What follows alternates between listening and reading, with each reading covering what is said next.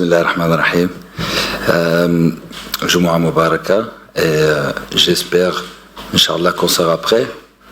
Je suis convaincu, on a préparé tous les joueurs d'une bonne manière, il y a une bonne ambiance dans le groupe, tout le monde est prêt pour commencer. Pour moi, les préparations étaient dans les meilleures conditions grâce à la fédération qui nous a aussi mis dans les meilleures conditions. Inch'Allah, nous demain. Salam alaikum. Non, on s'est bien préparé, comme le coach a dit. Il y a une bonne ambiance dans le groupe. Tout le monde est content d'être ici. Tout le monde veut se battre pour sa place et jouer et gagner cette Coupe d'Afrique. C'est ça le but qu'on a. Et on espère de le faire, Inch'Allah. C'est une très bonne question parce que la clé pour moi, ça serait une bonne organisation, qu'on soit bien discipliné, qu'on ne pense pas déjà qu'on a gagné, on doit commencer étape par étape et le premier match, ça va être le plus important pour nous. Pour le reste, on sait très bien ce qu'on doit faire tactiquement, on s'est très bien préparé, physiquement on est tous prêts. Alors il restera juste cet aspect mental, c'est de ne pas s'enflammer et d'aller match par match. On connaît assez beaucoup de cette équipe. C'est une équipe très forte, qui ont aussi de très bons joueurs binationaux qui jouent partout en Europe, qu'ils ont aussi éliminé Nigeria, qui est quand même une grosse nation qu'on attendait de voir ici. Alors ça veut dire quand même beaucoup sur les qualités de la Guinée. Ils ont des ailiers qui peuvent faire la différence. Ils ont des backs qui montent très haut. Offensivement, c'est vraiment une très bonne équipe. Mais on s'est très bien préparé, on sait très bien ce qu'on doit faire contre eux, Inch'Allah, pour gagner et remporter ce match. Ouais, c'était bien. Déjà, c'est un bon feeling quand tu gagnes 2 fois. On a marqué 7 fois en 2 matchs.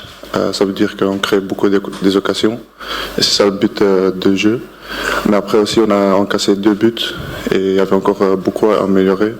Donc on a fait le meeting après les matchs pour voir qu'est-ce qu'on devait améliorer pour être prêt pour les prochains matchs. Comme j'ai toujours dit, c'était un choix du cœur. Il y avait la Belgique qui m'avait appelé.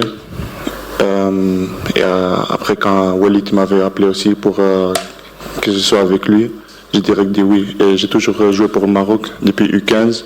Donc l'amour pour le Maroc est très grand. Je remercie coach Walid beaucoup pour cette pression.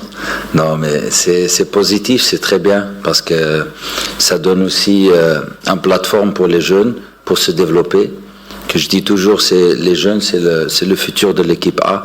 Alors on doit les soutenir, ils ont encore des étapes à faire. Mais c'est que positif pour tout le monde. Non, moi j'ai aimé ce que l'équipe A ils ont fait. Comme ça, comme le coach a dit, c'est une plateforme pour nous se montrer. Et après, ouais, ça se pousse. Maintenant, tu sais qu'il y a les possibilités aussi pour le Maroc de venir jusqu'à une demi-finale de la Coupe du Monde et peut-être, Inch'Allah, plus tard la gagner, pourquoi pas.